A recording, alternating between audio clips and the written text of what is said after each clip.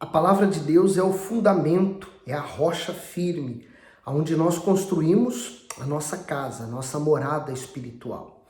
Vamos meditar hoje em Deuteronômio 21 e 22. Vamos mergulhar fundo nessas palavras, tá bom? Meu Deus, eu te agradeço em nome do Senhor Jesus pelo privilégio que nós temos de hoje segurar tua palavra e poder meditar nela, extrair dela o que o Senhor quer falar conosco. Peço que o Senhor abra o nosso entendimento. Em nome de Jesus. Amém. Versículo 1. Quando na terra que te dera o Senhor teu Deus para possuí-la, se achar um morto caído no campo, sem que se saiba quem o matou, então sairão aos seus anciãos e aos teus juízes e medirão a distância até as cidades que estiverem em redor do morto.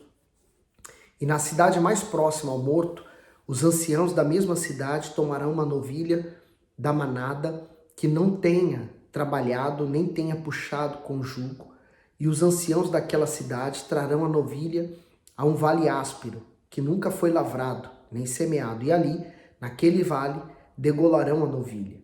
Então se achegarão o sacerdote, os filhos de Levi, pois o Senhor teu Deus os escolheu para o servirem, e para abençoar em nome do Senhor, e pelas suas palavras se decidirá toda demanda e todo o ferimento. E todos os anciãos da mesma cidade mais próxima ao morto lavarão as suas mãos sobre a novilha degolada no vale, e protestarão e dirão: as nossas mãos não derramaram este sangue, e os nossos olhos o não viram. Sê propício ao teu povo Israel, que tu, ó Senhor, resgatastes, e não ponhas o sangue inocente no meio do teu povo Israel, e aquele sangue lhe será expiado. Assim tirarás o sangue inocente do meio de ti, pois farás o que é reto aos olhos do Senhor. Quando saíres a peleja contra os teus inimigos, e o Senhor teu Deus os entregar nas tuas mãos, e tu deles lavares prisioneiros, e tu entre os presos vires uma mulher formosa à vista, e a cobiçares, e a tomares por mulher, então o trarás para a tua casa, e ela rapará a cabeça e cortará suas unhas, e despirá o vestido do seu cativeiro, e se assentará na tua casa, e honrará a seu pai e a sua mãe um mês inteiro, e depois chegará ela, e tu serás seu marido, e ela tua mulher. E será que se te não intentares dela e deixares ir à sua vontade, mas de modo algum a venderás por dinheiro, nem a tratarás como escrava, pois a tens humilhado. Quando o homem tiver duas mulheres, uma a quem ama e a outra a quem despreza, e a amada e a desprezada lhe derem filhos, e o filho primogênito for da desprezada, será que no dia em que fizer herdar os seus filhos, o que tiver não poderá dar a primogenitura ao filho da amada, preferindo-o ao filho da desprezada, que é o primogênito? Mas aos filhos da desprezada reconhecerá por primogênito, dando-lhe dobrada porção de tudo quanto tiver. Porquanto aquele é o princípio da sua força, o direito da primogenitura é dele. Quando alguém tiver um filho obstinado e rebelde, que não obedece à voz do seu pai e à voz da sua mãe, e castigando eles, lhes não der ouvidos, então seu pai e sua mãe pegarão nele e o levarão aos anciãos da sua cidade e à porta do seu lugar, e dirão aos anciãos da cidade: esse nosso filho é rebelde e obstinado, não dá ouvidos à nossa voz, e é um comilão e um beberrão. Então todos os homens da sua cidade o apedrejarão até que morra, e tirarás o mal do meio de ti, e todo Israel ouvirá e temerá. O comentário daqui diz: filho obstinado e rebelde.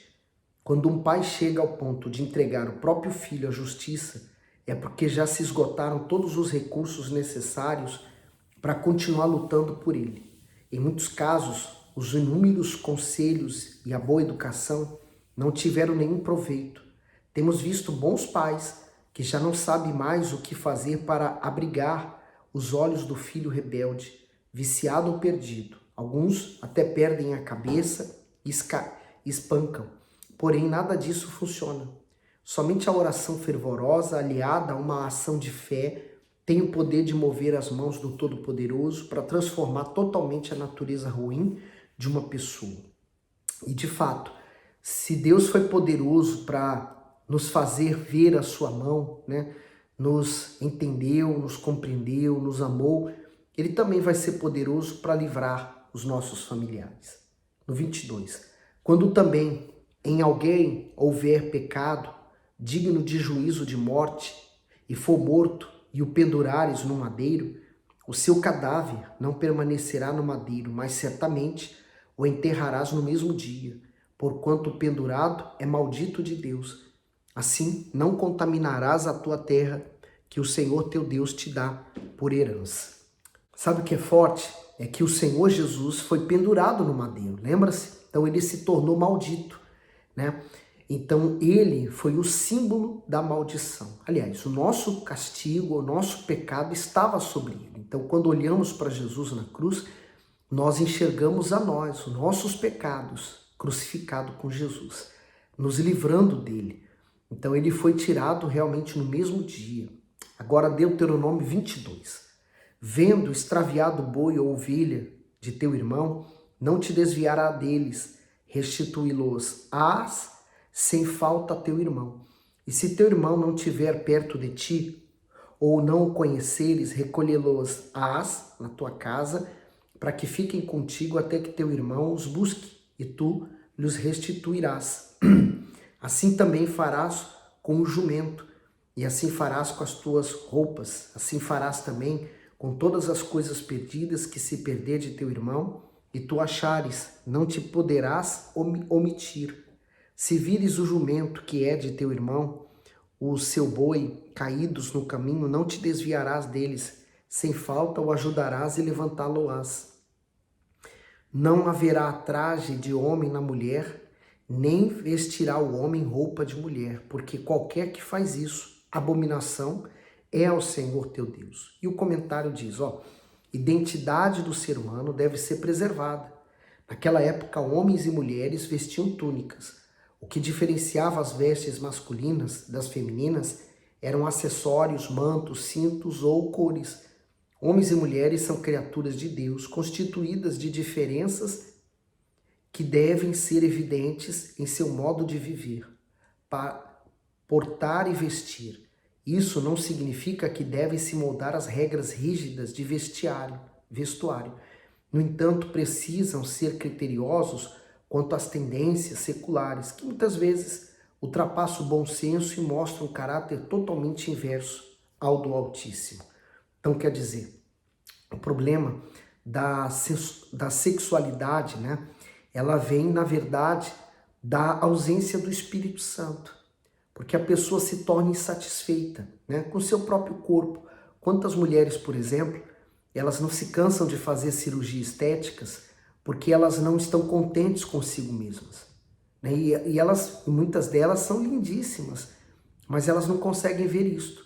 Por mais que falam, por exemplo, a pessoa que sofre com anorexia e ela se vê gorda, às vezes ela está tão magra e desnutrida, mas ela olhar ao espelho e ela vê gordura nela. Então, quer dizer, a pessoa que ela está insatisfeita consigo mesmo. E aí o que acontece? O mal vê isso e ele trabalha nesse sentimento nela. E aí começa, né, as distorções. Ele começa a distorquir, né? Ele começa a distorcer as ideias da pessoa para que ela se convença daquilo que aquilo está certo. E aí vem a mudança de sexo. Quantas pessoas que, por exemplo, não eram contentes por serem mulheres porque queriam ser homens, depois se arrependeram. E vice-versa, homens que queriam ser mulheres, que tomaram hormônio e fizeram a cirurgia, enfim, e depois se arrependeram do ato que tiveram. Então, quer dizer, são pessoas que, na verdade, o mal viu aquele sentimento dentro deles, por exemplo, de mágoa, de ódio, de trauma, e eles intensificaram aquele sentimento e vem fazendo aquela pessoa sofrer. E ela vai sofrer enquanto ela não conhecer o Senhor Jesus. Olha o 6. Quando encontrares pelo caminho um ninho de ave numa árvore, ou no chão com passarinhos ou ovos, e a mãe posta sobre os passarinhos, ou sobre os ovos não tomarás a mãe com os filhotes. Deixarás ir livre a mãe e os filhotes tomarás para ti, para que te vá bem e para que prolongues os teus dias. Quando edificares uma casa nova, farás um parapeito no eirado, para que não ponhas culpa de sangue na tua casa, se alguém de algum modo cair dela. Não semearás a tua vinha com diferentes espécies de sementes, para que não se degenere o fruto da semente que semeares e a novidade da vinha. Com boi e com jumento não lavrarás juntamente. Não te vestirás de diversos estofos de lã e linho juntamente. Franjas porás nas 4 bordas da tua manta, com que te cobrires. Quando um homem tomar a mulher, e depois de coabitar com ela, a desprezar, e lhe imputar coisas escandalosas, e contra ela divulgar má fama, dizendo, tomei esta mulher, e me cheguei a ela, porém não a achei virgem, então o pai da moça e a sua mãe tomarão os sinais da virgindade da moça e levá-los-ão aos anciãos da cidade à porta. E o pai da moça dirá aos anciãos, eu dei minha filha por mulher a este homem, porém ele a despreza. E eis que lhe imputo coisas escandalosas, dizendo, não achei virgem a tua filha, porém eis aqui os sinais da virgindade da minha filha, e estenderão a roupa diante dos anciãos da cidade.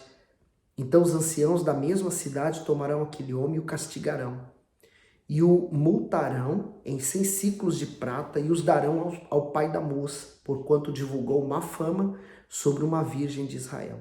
E lhe será por mulher, em todos os dias não a poderá despedir. Porém, se isso for verdadeiro, isto é, que a virgindade não se achou na moça, então a moça, à porta da casa de seu pai, e os homens da sua cidade a apedrejarão até que morra, pois fez loucura Israel, prostituindo-se na casa de seu pai, assim tirará o mal do meio de ti. O comentário diz assim, a virgindade da jovem antes do matrimônio preservava a si mesmo e a sua família de sofrimentos. No passado, as provas de sinceridade e pureza de uma noiva eram panos marcados com sangue na consumação do ato sexual durante a noite de núpcias. Normalmente esses tecidos ficavam guardados com os pais depois desse momento. Com essas provas, eles defenderiam a honra da filha perante a suspeita ou acusação de falta de pureza dela antes do casamento. Vivemos dias em que a pureza sexual e o conselho dos pais aos filhos tem sido desprezado. Porém, constatamos aqui o quanto o Todo-Poderoso considera grave essas desobediências. O ser humano desfrutaria de paz e segurança e evitaria muitos problemas se tão somente atacasse o conselho divino. Por isso, os pais precisam educar os seus filhos nos caminhos do Senhor, ensinando a verdade, ensinando o caminho reto. Hoje a gente vê tantos adolescentes, que nem sequer ainda corpo tem direito, mas já usando da sensualidade para atrair homens, mulheres, enfim. Nós temos que ter o cuidado com aquilo que nós estamos atraindo para dentro da nossa casa.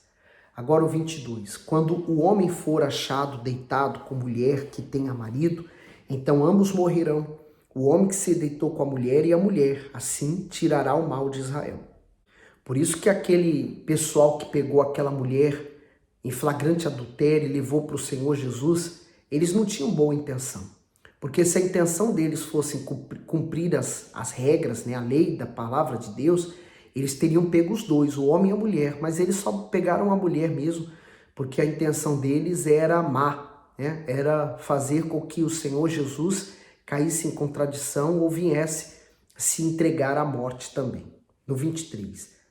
Quando houver moça virgem desposada e um homem a achar na cidade se deitar com ela, então trareis ambos à porta daquela cidade e os apedrejareis até que morram. A moça, porquanto não gritou na cidade, o homem, porquanto humilhou a mulher do seu próximo. Assim tirarás o mal do meio de ti. E se algum homem no campo achar uma moça desposada e o homem a forçar e se deitar com ela, então morrerá só o homem que se deitou com ela. Porém a moça não farás mal.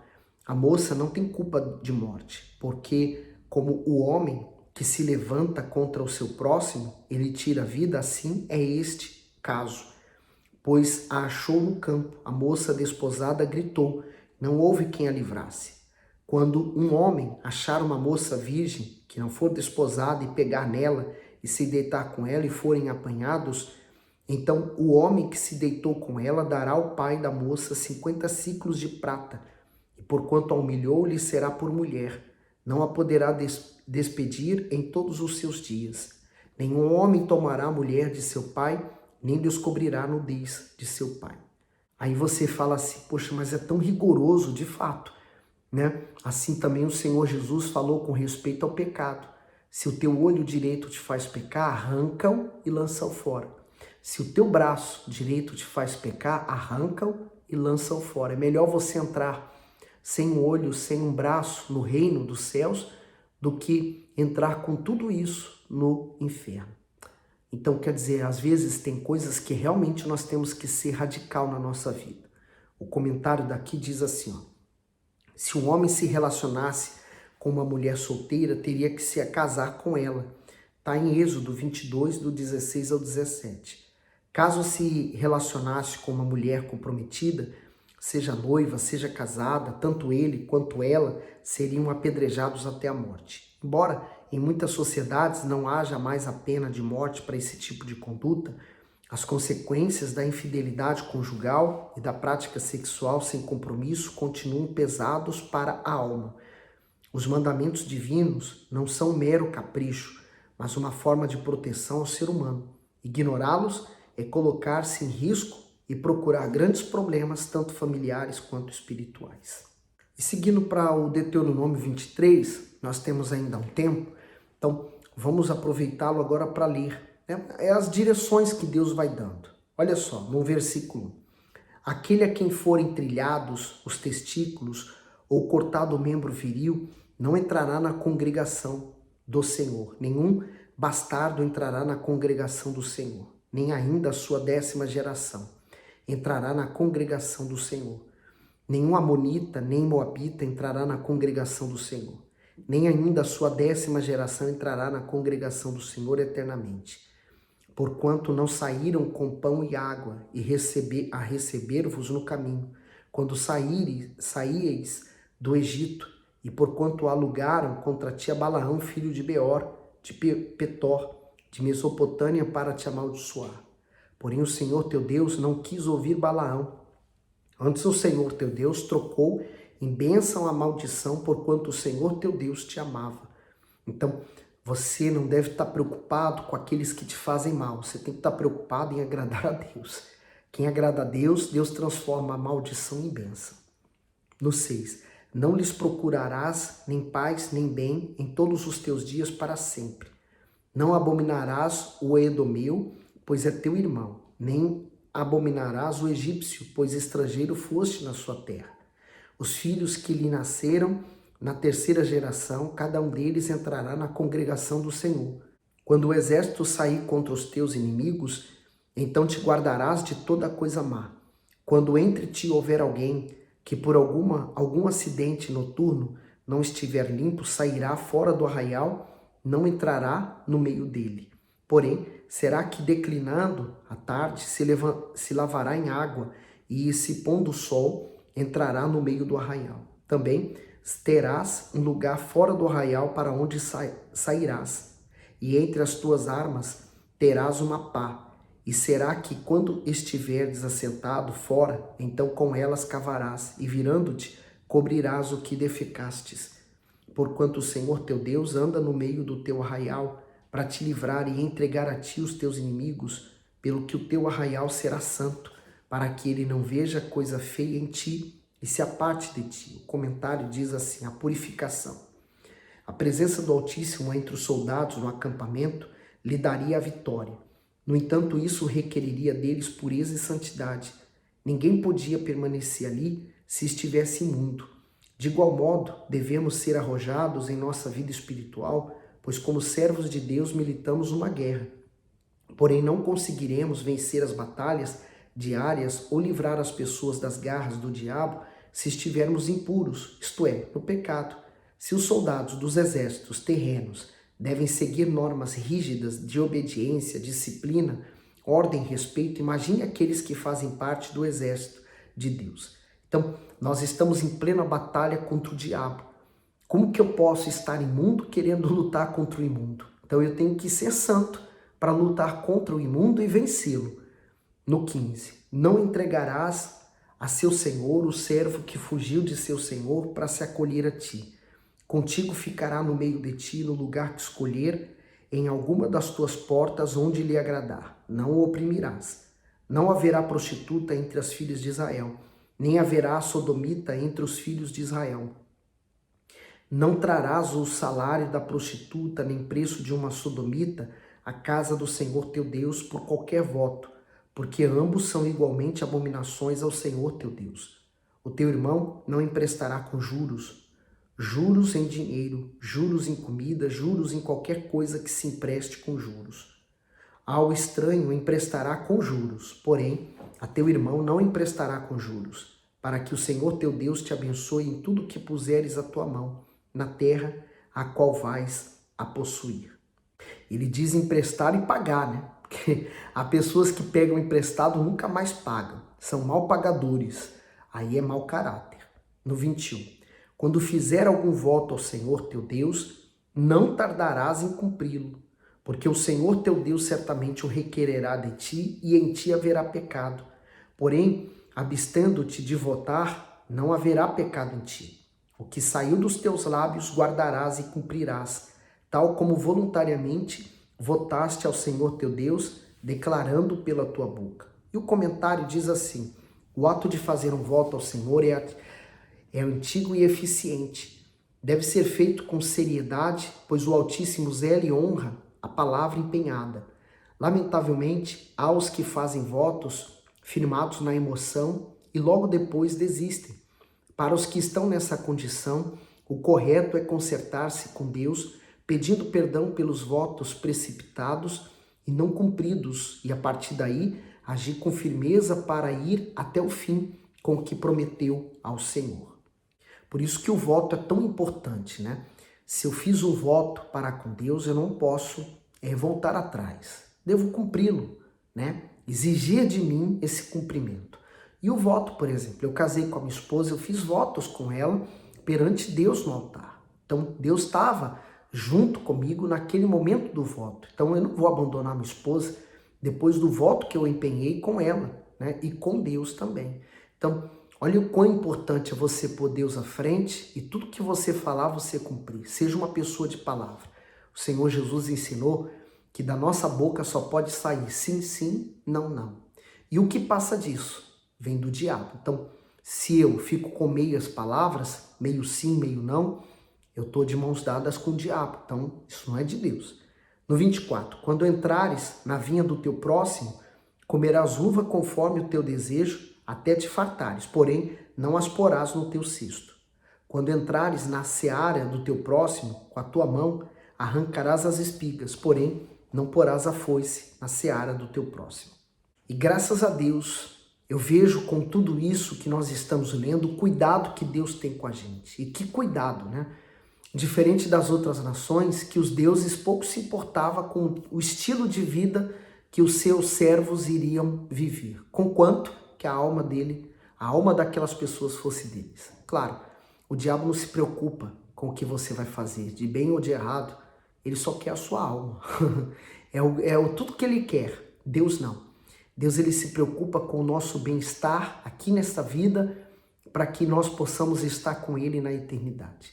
Por isso que ele falou, eu vim para vos dar vida e vida com abundância. A vida com abundância começa aqui, com o recebimento do Espírito Santo. Priorize isso na sua vida, tá bom? Que Deus continue abençoando, iluminando você, dê o seu gosto. Não esqueça, mande esse vídeo, espalhe esse vídeo para bastante pessoas, para que elas se sintam motivadas a ler a Bíblia junto conosco. Quanto mais nós lermos a Bíblia, mais Deus vai falar conosco também, tá bom? E, claro, faça o seu comentário, não esqueça não.